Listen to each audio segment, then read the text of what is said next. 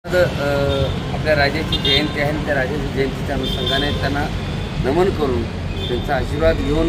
मुख्यमंत्री युवा कार्यपरिषदेच्या अंतर्गत जी मुलं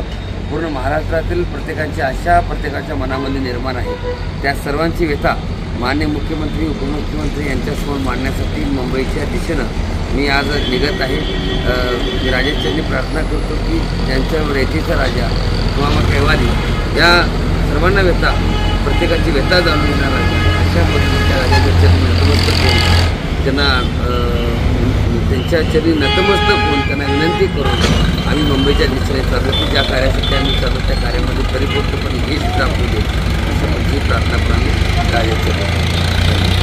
Press the bell icon on the YouTube and never miss another update.